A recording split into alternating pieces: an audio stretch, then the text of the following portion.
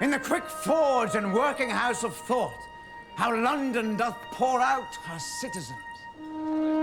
In the 1590s, the English theatre entered its golden age, and for the next 20 years, its brightest star was William Shakespeare. You perceive, she stirs.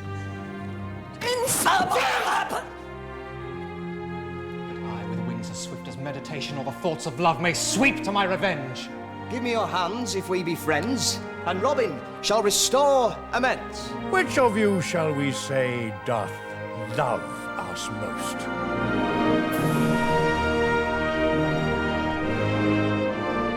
But back in the early 1590s, Shakespeare was one of many gifted young poets.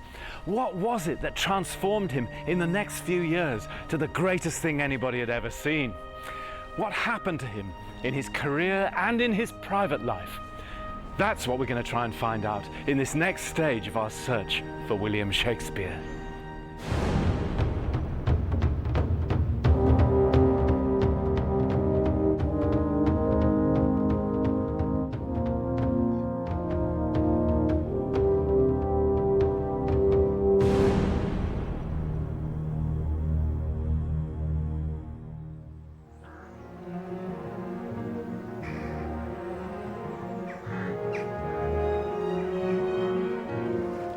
Elizabeth's England was still a land at war with itself. One autumn dawn in the heart of Warwickshire, the Queen's agents raided the base of the Catholic underground here at Baddesley Clinton, searching for a poet.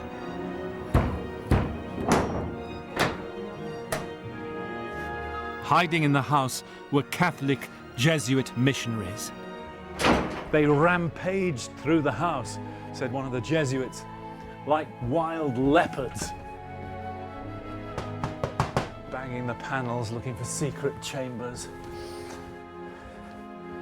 And they searched the beds. Had they been slept in? Were they still warm? They weren't. The women had turned the mattresses upside down. And so, says one of the Jesuits, they pried into every dark, secret place in the house. One of the Jesuits was Elizabeth's most wanted man, Shakespeare's distant cousin, the poet Robert Southall. They were hiding in the main toilet.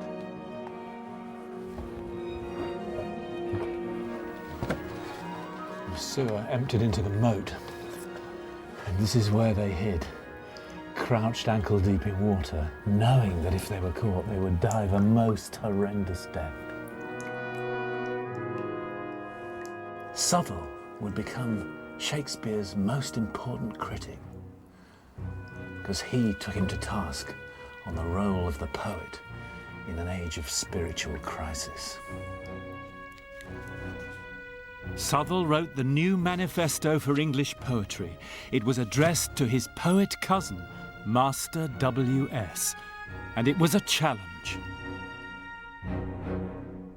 Worthy cousin, poets, by abusing their talents and making the follies and feignings of love the subject of their base endeavours, have so discredited this faculty that a poet, a lover, and a liar are but three words of one signification. For Southall, the duty of poets was to glorify God.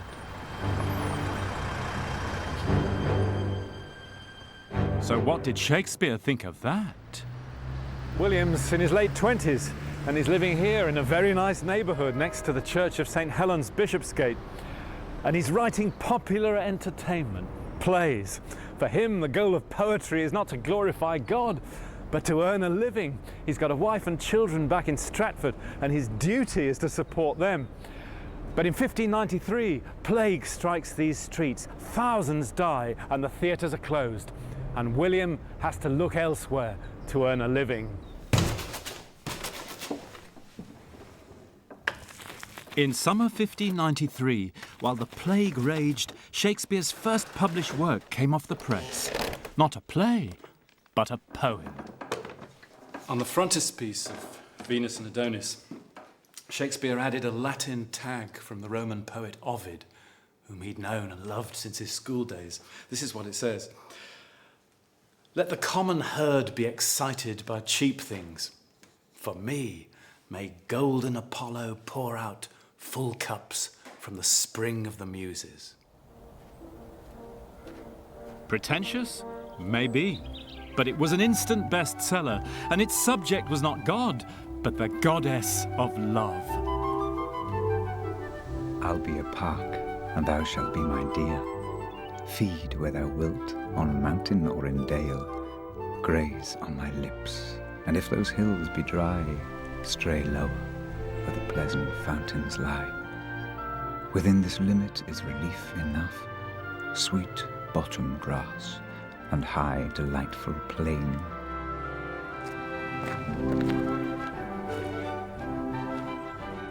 Shakespeare dedicated his book to the young son of one of the most famous families in England, hoping to get patronage, prestige, and of course, money. The object of his attention was 19-year-old Henry, Earl of Southampton, whose descendants, the Montagues, still live in the family home. I think a very striking figure, and one which Shakespeare would have been delighted to be associated with. And would a poet have expected an aristocratic patron to pay up for writing a poem? I suspect in one way or another they would, maybe more by influence. And there's a story that Southampton lent him £1,000 for a purchase he had in mind. It's possible. It is a possible thing to do. I mean, Southampton was at least wealthy. But there was more to Southampton's inheritance than money. In Elizabeth's divided land, the Southamptons, like the Shakespeares, leaned to the old faith. Southampton's father had been one of England's leading Catholics, and after his death, his son was made a ward of court by the government to enforce his loyalty. Southampton's mother, though, was still a resolute supporter of the Catholic underground, and sheltered priests in her houses here and in London. And among them was the man that we last saw crouched in the sewers at Baddesley Clinton, Elizabeth's public enemy number one, Robert Southall.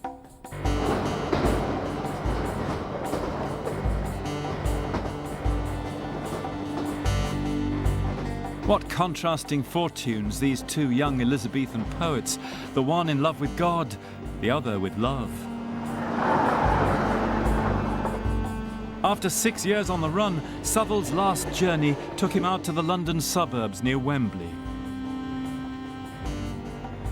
Here he was betrayed to Elizabeth's dreaded inquisitor, Richard Topcliffe.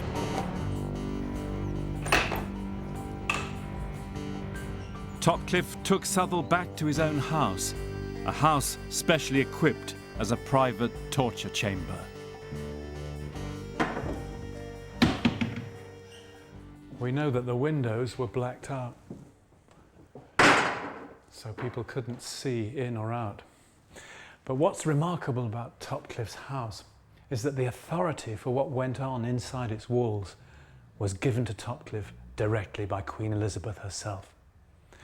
In fact, he writes her chatty letters boasting about what he's going to do to his victims, letters full of psychopathic rage and a hint of sexual fantasy towards the Queen herself, whom he calls his goddess, at whose pleasure he'll torture Southall to reveal the innermost secrets of his heart.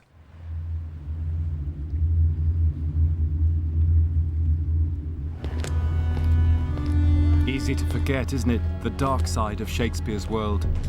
Southall was taken to the Tower of London. One of 36,000 people who died on the scaffold or in prison in Elizabeth's reign, among them members of Shakespeare's own family. And the shock for us 400 years on is not only the numbers, but the vindictive cruelty towards those who thought differently. So we're now about to enter an area known as the State Prison in the Beauchamp Tower. And as you can see, the walls are full of graffiti. A lot of it Elizabethan, a lot of it religious. Gosh, let's look at this. Quanto plus afflictionis pro Christo. The more afflictions, sufferings on behalf of Christ in this world, the greater the glory with Christ in the other. Arundel, June the 27th, 1587. How about that? We had the Babington plotters in 1586. They were brought to the Tower implicated in a plot with France to put Mary Queen of Scots on the throne of England. And 11 were hanged, drawn and quartered in one day. Really vicious and really nasty. So much so that after 7 executions of people being literally ripped apart, having their guts pulled out While in front of them, alive. while still alive, Yeah. the crowd were so fed up with the blood and the gore, they actually threatened the executioners, let them hang until they are dead before doing anything further. 11 in one day. Oh, so it was a mercy to be hanged until You were dead. Absolutely. God.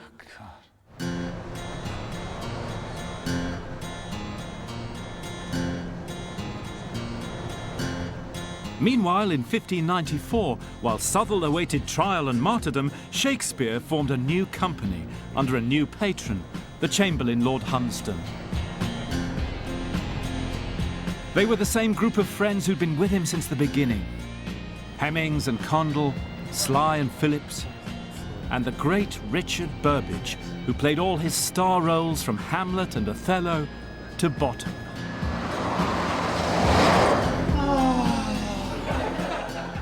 Speak, Pyramus. Thisbe, the flowers of odious savour sweet. Odors. Odour savour sweet.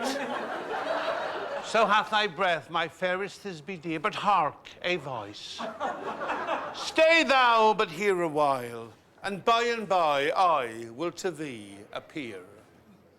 The dream was everything Robert Southwell detested about plays and modern poetry.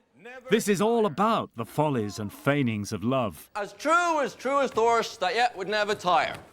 If I were fair, fair Thisbe, I were only thine. Oh, monstrous! Oh, strange! Waymasters, slymasters! What angel wakes me from my flowery bed?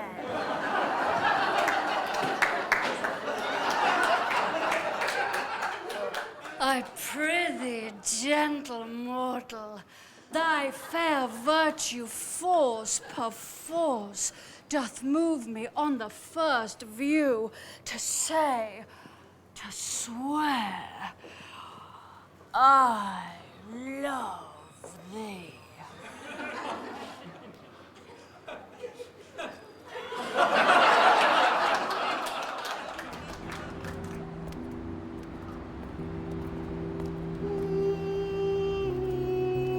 Only days after the dream was played before the Queen, Southwell was hanged, drawn and quartered at Tyburn by Marble Arch.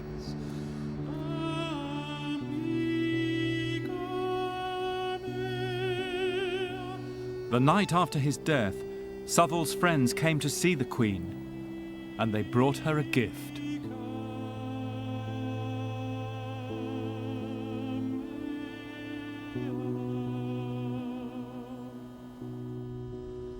That night, Southwell's friends gave Queen Elizabeth a book. And of all the books to give her, it was Southwell's letter on the duty of poets, addressed to his loving cousin, W.S. And when the Queen read it, they said, she showed signs of grief, and tears came to her eyes. Brilliant but damaged, Elizabeth hadn't wanted to open windows onto men's souls. With a family like hers, she knew better than most how hatred can divide a kingdom. Two households, both alike in dignity, in fair Verona where we lay our scene, from ancient grudge break to new mutiny, where civil blood makes civil hands unclean. A pair of star-crossed lovers take their life, whose misadventured piteous overthrows doth with their death bury their parents' strife. Oh, Romeo, Romeo, wherefore art thou Romeo? Deny thy father and refuse thy name. Or if thou wilt not, Be but sworn my love, and I'll no longer be a Capulet. Shall I hear more, or shall I speak at this? 'Tis but thy name that is my enemy. Thou art thyself, though not a Montague. No, be some other name! William had written his first great tragedy. Though overflowing with love, the young die because of the hatred of their elders, and reconciliation only comes through their death. Oh, true apothecary, thy drugs are quick. Thus with a kiss, I die.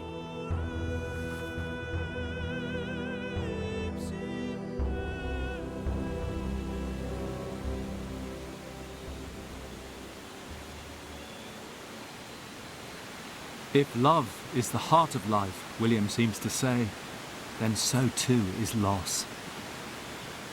In early August 1596, back in Warwickshire, disaster hit the family. In the burial register at Stratford, on the 11th of August, Hamnet, son of William Shakespeare. William and Anne's only son was dead, aged 11. William was on tour in Kent that week. Hamnet may have been buried in the churchyard at Stratford before his father even got the news. Tudor people were much more used to the death of children than we are today, but all the same, to lose your only son aged 11 was just about the worst blow that a parent could suffer. When people face these kind of tragedies, everything gets turned upside down. The old certainties go, marriages can break up, faith in God can disappear. And the next phase of Shakespeare's life, he tells us, was a hell of time. Love's first duty, Tudor people thought, was to the family. His wife Anne and their 2 daughters were still living with his parents here in Henley Street. But soon after Hamnet's death, William bought the second biggest house in Stratford. It's gone now, but there's this sketch. It had 5 gables and 10 fireplaces. But it was in a bad state and the family couldn't move in. With William still in London, maybe they preferred to stay with the grandparents. Perhaps what they wanted was not a posh house, but him. And for William, was it meant to be a fresh start? Or guilt that he hadn't been there when they needed him? The new house was right next to the Guild Chapel and his old school, and it had a wonderful garden.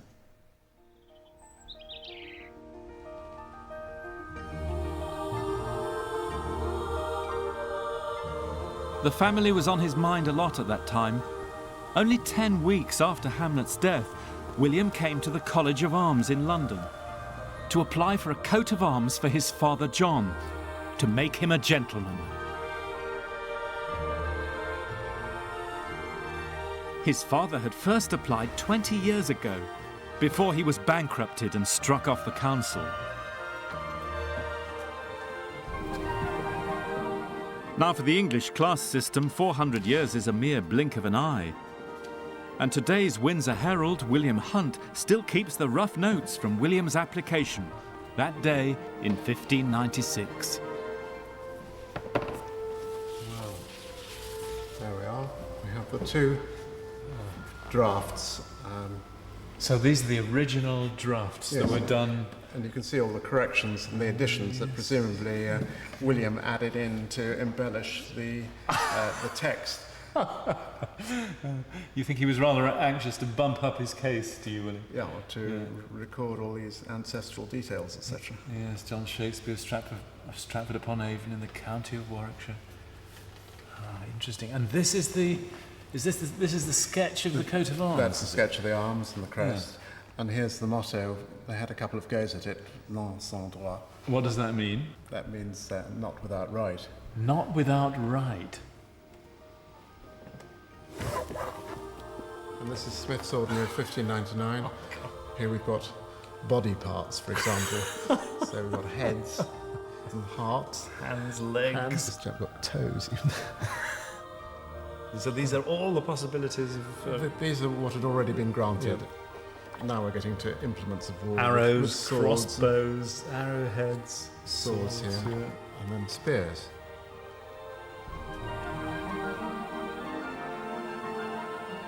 This time the application was successful. A short while afterwards, William would have come back to receive his new coat of arms. The player was now a gentleman. And what would the family have received themselves, then, William? They would have got letters patent on parchment, and I've got an example here of a fairly contemporary one. This was in 1587. Top will come off. Oh gosh, yeah. But there's the seal of the granting king. So this is what it would have looked like. He probably have had to pay extra for an illuminated border. this one's in Latin, but he would have had it in English. I suppose if you want to show it to your friends in Warwickshire, it's better if it's in English, isn't it, for most of them, do you think? Today as well. I find it a poignant story, the coat of arms. The Shakespeares at last had a title, but no son to carry on the line. And if I'm right, what happens next is even more revealing. The next spring, William got a commission from one of the great literary patrons, Lady Mary Herbert of Wilton. He was to write sonnets for the 17th birthday of one of her children. So in April 1597, Shakespeare came here to Wilton with a fistful of poems. The poems were to encourage love and marriage, but writing them seems to have opened up a flood of feelings in the author himself. Shall I compare thee to a summer's day? Thou art more lovely and more temperate.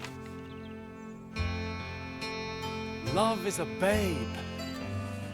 If I could write the beauty of your eyes, the age to come would say this poet lies. From fairest creatures we desire increase, that thereby beauty's rose might never die. Let me not to the marriage of true minds admit impediments. Those lines that I before have writ do lie, even those that said I could not love you dearer. O thou, my lovely boy. They're all written to a man. So what do the sonnets tell us about Shakespeare? They tell us a lot about his capacity to get emotionally engaged with a young man. A man to whom he becomes not merely in love, but also who is willing almost to abase himself before. He expresses a great sense of unworthiness, of privilege in knowing this young man, of privilege in knowing him not simply socially, but also emotionally. We can't use the words homosexual, heterosexual, bisexual. In Shakespeare's time, there was probably a more realistic acceptance of the fact that if you were emotionally involved with somebody, whether it was of your own sex or not, you might also be physically involved to them. And I don't think perhaps they took it quite as solemnly as we do either. The sonnets are unquestionably autobiographical in the sense that they express emotions which he feels the need to express personally. Shakespeare is always such a guarded person, but in one of the sonnets to the boy, he seems to let us share his deepest hurt. Full many a glorious morning have I seen flatter the mountain tops with sovereign eye, kissing with golden face the meadows green, gilding pale streams with heavenly alchemy. Even so my sun one early morn did shine, with all triumphant splendour on my brow. But out, alack, he was but 1 hour mine, the region cloud hath masked him from me now. Yet him for this my love no whit disdaineth, sons of the world may stain when heaven's sun staineth.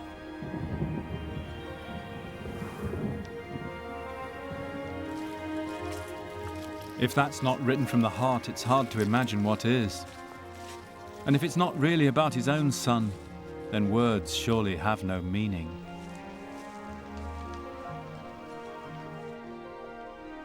William's sonnets are about his love for the boy, but they're also about a father's grief for his dead child.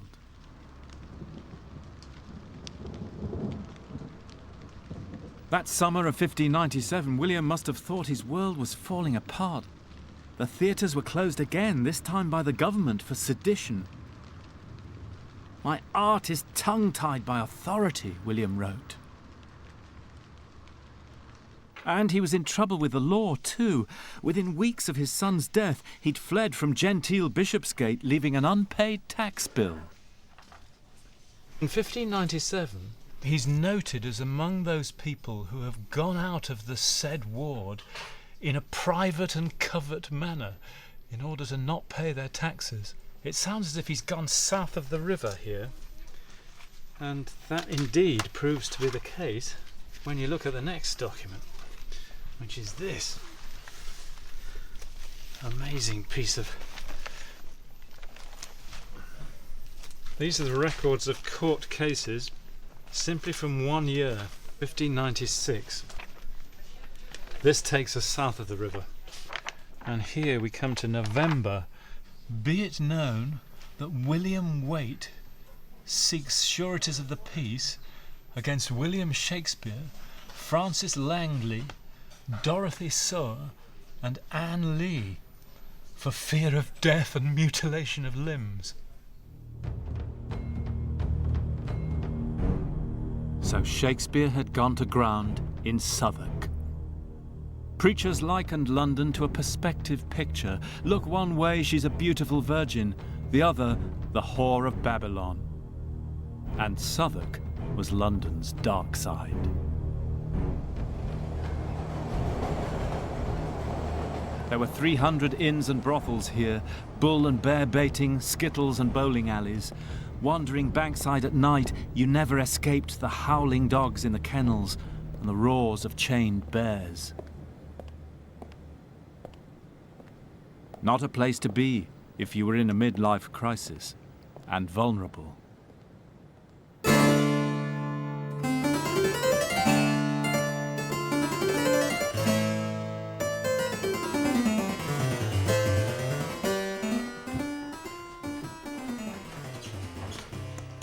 And now the sonnets reveal Shakespeare falls in love again, this time with a woman. Shakespeare tells us a few things about his mistress. The first thing is that she was married. In their affair, he says, she was breaking her marriage vows, her bed vows, just as he was with his wife Anne back in Stratford-upon-Avon.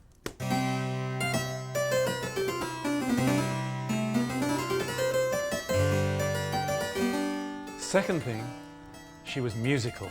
He describes watching her many times playing the virginals, an early form of harpsichord.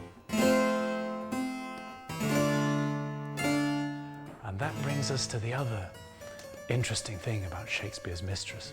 Her skin was dark. How oft, when thou my music playest, upon that blessed wood whose motion sounds with thy sweet fingers, do I envy those jacks that nimble leap to kiss the tender inward of thy hand, whilst my poor lips, which should that harvest reap, at the wood's boldness by thee blushing stand.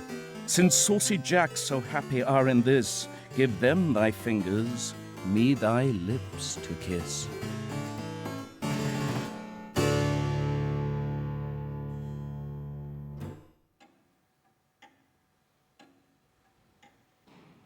So who was Shakespeare's dark lady? I think the answer may lie in the casebooks of a fashionable Elizabethan doctor, the astrologer to the stars, Simon Forman.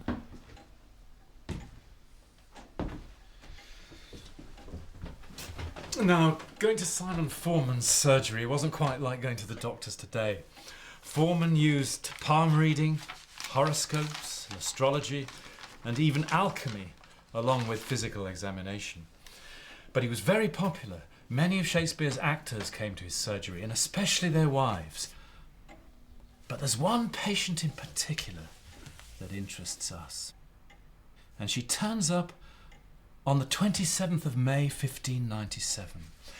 And Foreman does her horoscope, and here it is. Her name, Emilia Lanier. That was her married name. She came from the Bassano family, the greatest musical family in Elizabethan London. They were dark-skinned Venetian Jews. And she told Foreman an extraordinary story.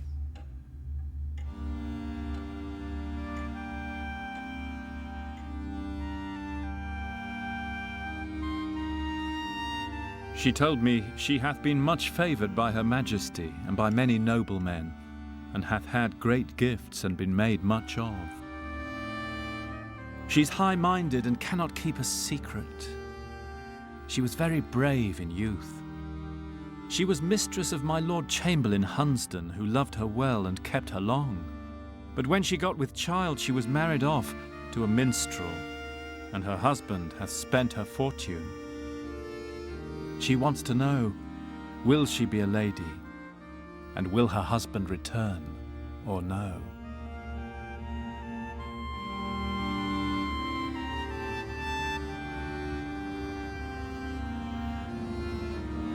I think Emilia was Shakespeare's dark lady. Her lover Hunsdon had been his patron, he must have known her. But what really broke Shakespeare's heart was that she had an affair with his beautiful boy too, and in the end William says she almost drove him mad. So in Shakespeare's private life it was a time of disasters, but professionally fantastically creative. Along with the sonnets, he wrote 3 new plays, including The Merchant of Venice, which was about Venetian Jews. But most of all, he set the seal on perhaps his greatest character, a man who frequented the inns and taverns of Cheapside, Sir John Falstaff. The complaints I hear of thee are grievous. Sblood, my lord, they are false. Oh. There is a devil haunts thee in the likeness of an old fat man. Ton of man is thy companion. No literary character has ever gained immortality so fast. From the start, the English adored Falstaff. Funny and vulnerable, in plump Jack they saw themselves. That huge bombard of sack! That stuffed cloak bag of guts! That roasted Manningtree ox! With the pudding in his belly! Falstaff was the English character made abundant flesh. That father ruffian, that vanity in years! If sack and sugar be a fault, then God help the wicked. If to be old and merry be a sin, then many an old host that I know is to be damned. If to be fat be to be hated, then Pharaoh's lean kine are to be loved. No, my good lord. Banish Peto. Banish Bardolph, banish Poins! But for sweet Jack Falstaff, kind Jack Falstaff, true Jack Falstaff, valiant Jack Falstaff, and therefore more valiant, being as he is, old Jack Falstaff, banish not him thy Harry's company. Banish not him thy Harry's company.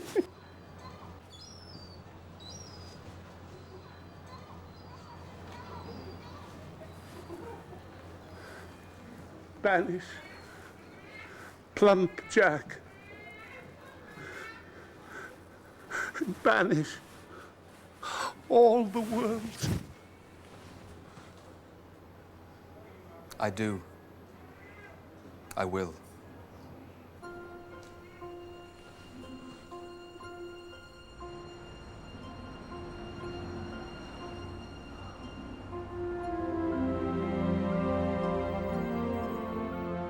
And now Shakespeare seized control of his own destiny.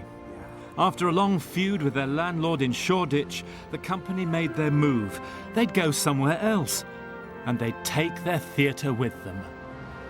It was December the 26th, 1598, And the owner of the land on which the theatre stood here in Shoreditch was out of London for Christmas when the Burbidges arrived with the best carpenter in London, Peter Street, and a dozen workmen.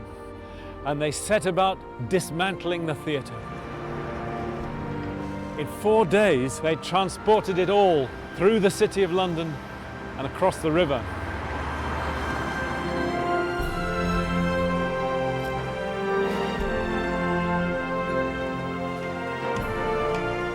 So the timbers of the old theatre rose again on the South Bank to become the most famous theatre that's ever been.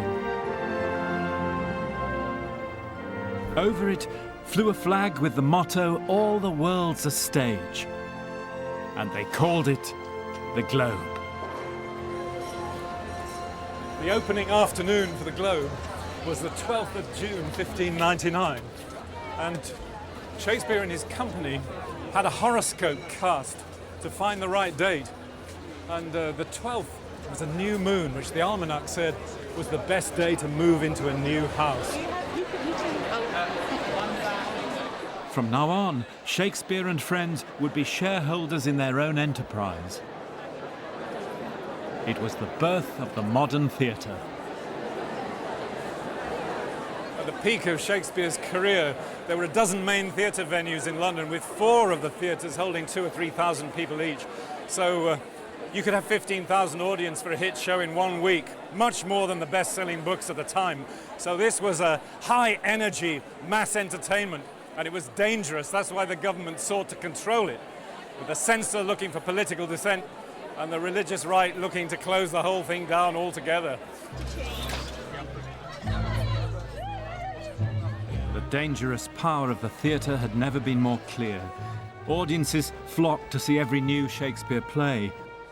A fact not lost on a former favourite of Queen Elizabeth, now sidelined and embittered, the Earl of Essex.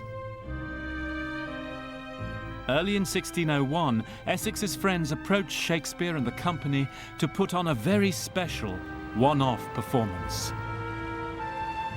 The play had to be shown on Saturday, the 7th of February, 1601.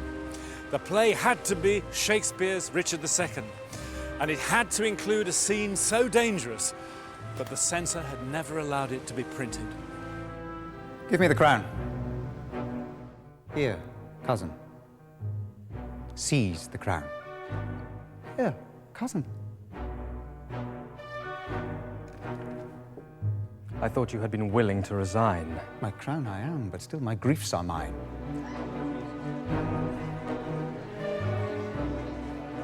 The message of the play was clear. A monarch who had lost the trust of the people could be legitimately deposed. And as for why the Earl of Essex wanted people to get that message, well, that would become apparent the following morning.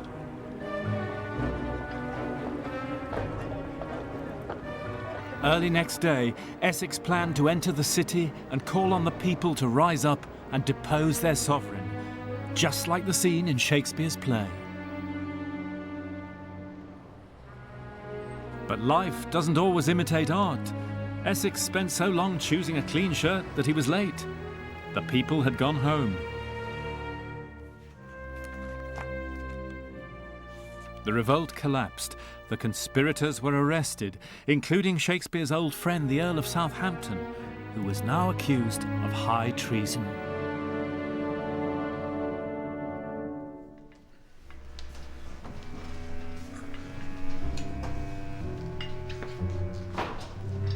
Like all authoritarian regimes, Elizabeth's government was nothing if not thorough. Carefully stored in the Public Record Office are the Lord Chief Justice's files for the prosecution. And they include the interrogation of Shakespeare's company.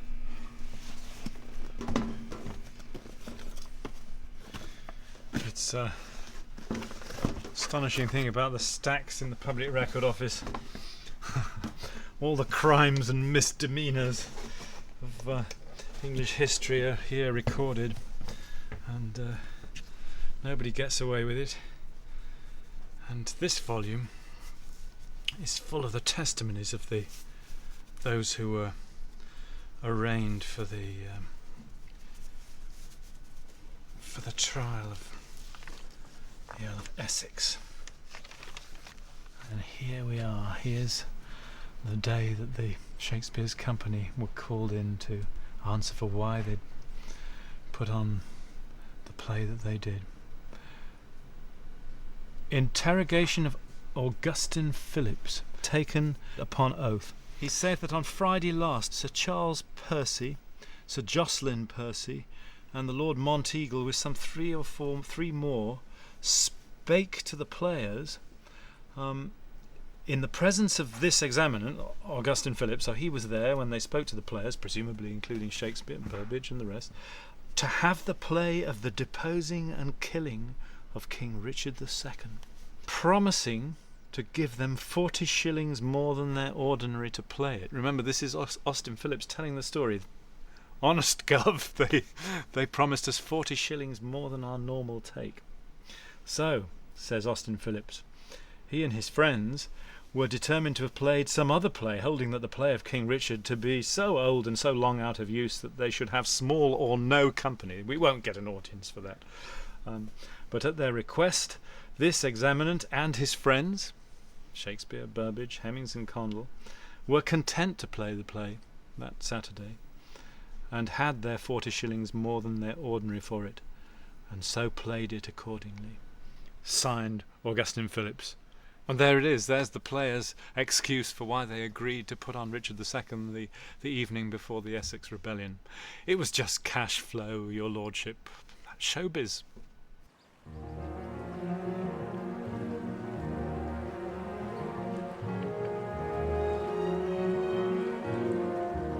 The company knew what they were doing, of course.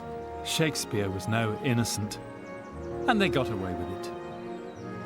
But the night before Essex was beheaded, the Queen commanded them to perform before her, just to let them know that she knew.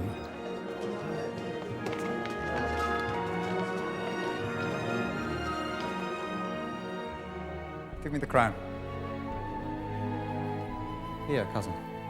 It may have been a nervous rehearsal. The Queen knew they'd favoured Essex, but then so had she. Once.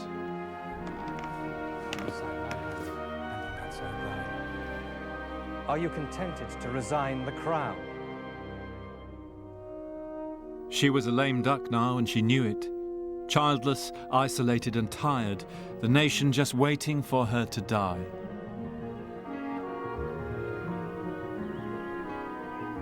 There's a touching postscript to the story. Not long afterwards, her official biographer, William Lambard, visited her with a volume of historical documents. And Lambard recorded their conversation. As Queen Elizabeth leafed through the documents, her eye caught the name of King Richard. I am Richard II, she said. Know ye not that? Lambard tried to soothe her, but she went on. This tragedy hath been played 40 times in open streets and playhouses. And she sighed.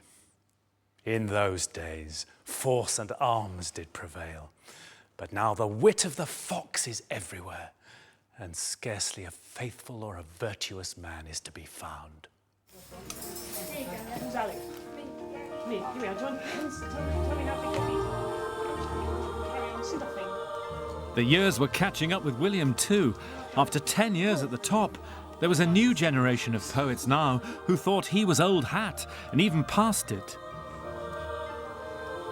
And Will had to scrap for his crown with younger rivals, much younger rivals. Boys. So began the famous War of the Poets.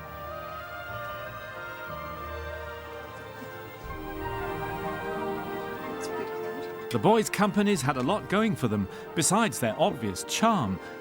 A plush indoor theatre, soft music, and scripts written by a man to whom Shakespeare had given his first break. Classicist and bricklayer, the cantankerous Ben Jonson.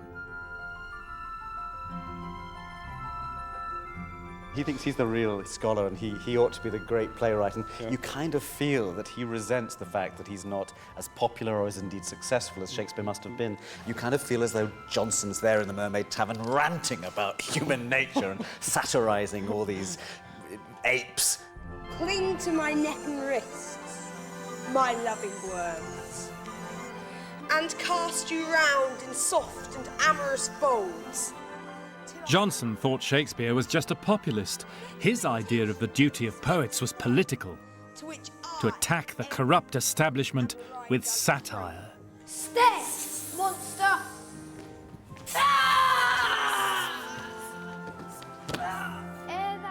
Do you think Shakespeare responded in any way to that? And it's not his kind of kettle of fish, is it? It's like playwrights today. I think they are very aware of what their colleagues and peers are doing.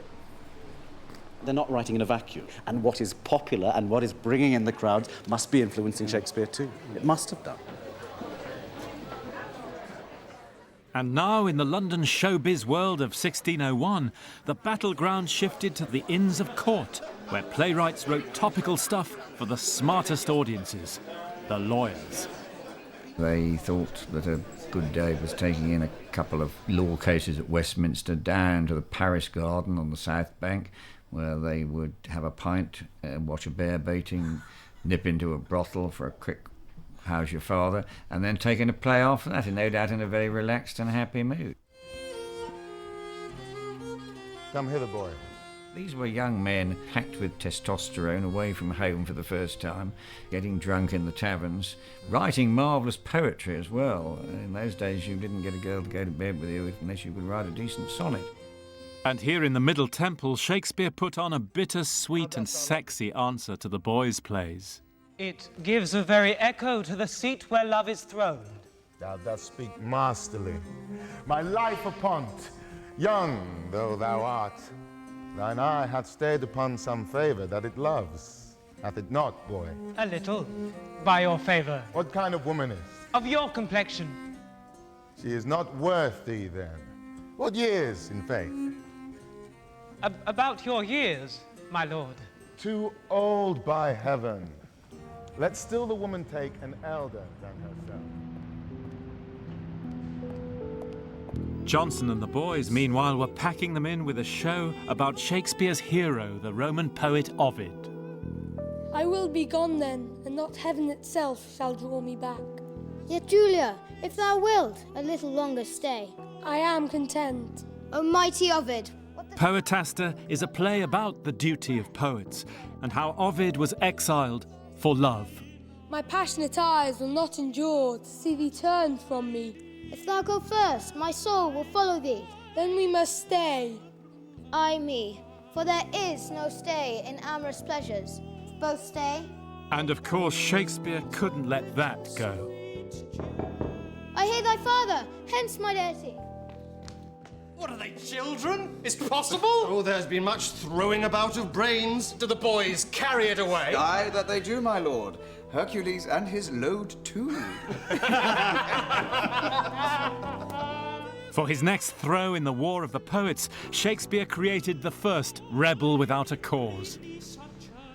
To be or not to be? That is the question. Whether 'tis nobler in the mind to suffer the slings and arrows of outrageous fortune, or to take arms against a sea of troubles and by opposing, end them. The women in the audience wanted to go to bed with Hamlet. To sleep. The men just wanted to be Hamlet. And by sleep, to say we end the heartache and the thousand natural shocks that flesh is heir to. 'Tis a consummation devoutly to be wished. Hamlet changed theatre forever, and now Shakespeare's career goes on to a new level. He never preaches, never tells you what to think, but always draws on the life in the streets around him.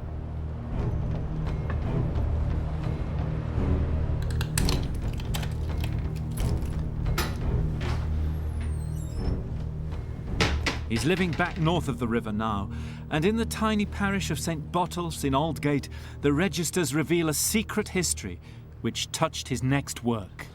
Householders. Gosh, there's Scores of people dying on a single day here, aren't there? Look at this.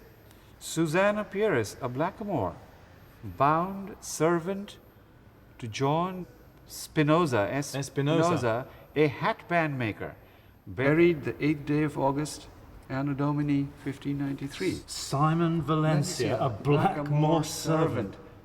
To a medal maker. A medal maker. Buried the 20th day of August, Anno Domini 1593. These black Elizabethans weren't slaves. They were musicians, workers, servants, and often treated with affection. Can you read this? Esfanio, a Negar servant, to Mr. Thomas Barber, a merchant, buried the 23rd day of October, 1593, 22nd day of October, 1593.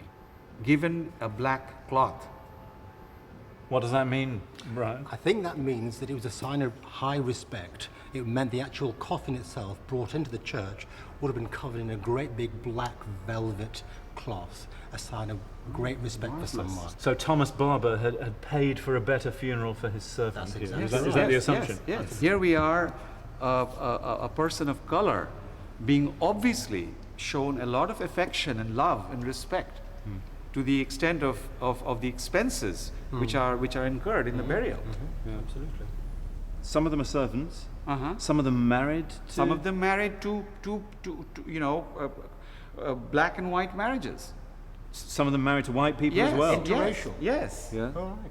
This is a hidden history to me. And this is a history which will amaze everybody who sees. Shakespeare is a popular dramatist. Elizabethan drama is essentially a popular dramatic industry. It deals with ordinary people in everyday life, on the streets, in the neighborhoods, in the experiences that he had as he lived in London at the end of the 16th century. And these were the people.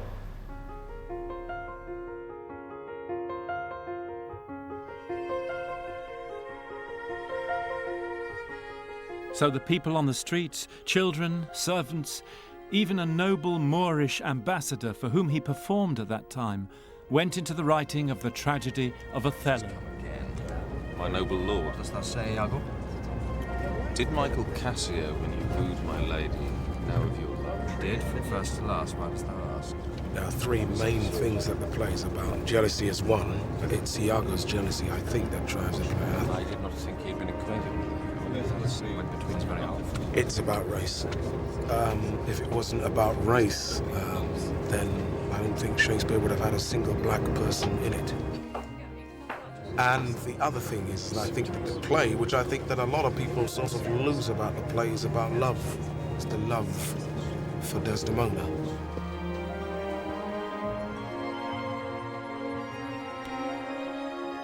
The plot is simple. Iago hates Othello and his love for his wife. Be as your fancies teach you. Whate'er you be, I am obedient. And he will use that love to destroy him. Perdition catch my soul, but I do love thee. When I love thee not, chaos is come again. My noble lord. What dost thou say, Iago? Did Michael Cassio, when you wooed my lady, know of your love? He did, from first to last. Why dost thou ask? But for a satisfaction of my thought, no further harm. Why of thy thought, Iago? I did not think he'd been acquainted with her. Oh, yes. It went between us very oft. Indeed. Indeed? Aye, indeed. Discernst thou aught in that? Is he not honest? Honest, my lord. Honest? Aye, honest. My lord, for aught I know. What dost thou think? Think, my lord? Think, my lord. By heaven, he echoes me as if there were some monster in his thoughts too hideous to be shown. Thou dost mean something. My lord, you know I love you. I think thou dost. Of course, we know that Iago doesn't love him. But the play's not just about jealousy. The year Shakespeare was writing it, the government was talking about expelling all black people from England. This is the moment Shakespeare chooses to make a noble black man his tragic hero, a man destroyed by prejudice, who ends up killing the person he loves most. Who's there?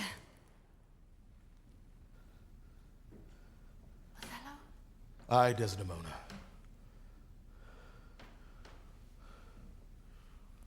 Will you come to bed, my lord? Have you prayed tonight, Desdemona? Aye, my lord. That handkerchief, which I so loved and gave thee, thou gavest to Cassio. No, by my life and soul. Send for the man and ask him. Sweet soul, take heed. Take heed of perjury. Thou art on thy deathbed. Aye, but not yet to die. Yes, presently. Therefore confess thee freely of thy sin. For to deny each article with oath cannot remove nor choke the strong conception that I do groan withal. Thou art to die. Then, Lord, have mercy on me. I say amen. And have you mercy too. I never did offend you in my life. I never gave him token. By heaven, I saw my handkerchief in his hand. He found it then. I never gave it him. Send for him hither. Let him confess a truth. He hath confessed. What, my lord? That he hath used thee. He will not say so. No, his mouth is stopped. Honest Iago hath ta'en order for't. Alas, he is betrayed, and I am done. Out, strumpet. Weepst thou for him to my face? Oh, punish me, my lord, but kill me not. Down, strumpet. Kill me tomorrow, let me live tonight. Nay, if you strive. Oh, but half an hour. Being done there is no cause. Oh, while I say one bit. It is too late.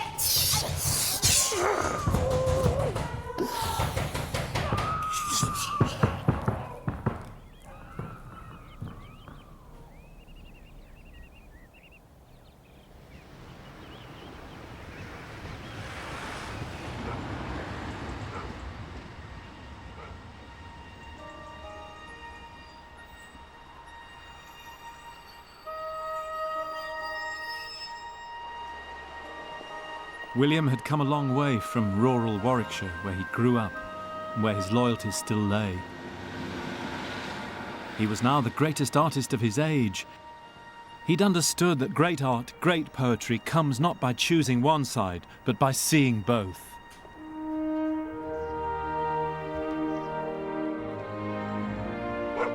Poetry had brought him success, status and money, but at a price. He was 38 now, marked by life and by loss. But in his plays, you can see the tremendous solace that he must have taken from the act of writing. He knows now what is the duty of poets. As he would put it, to speak what we feel, not what we ought to say.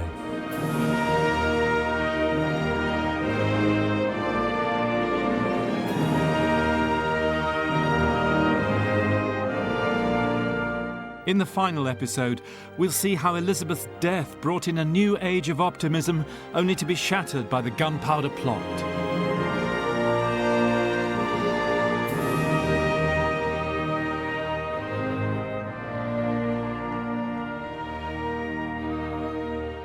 And we'll see how William said goodbye to all that, returned to his roots, and made his peace with his turbulent times.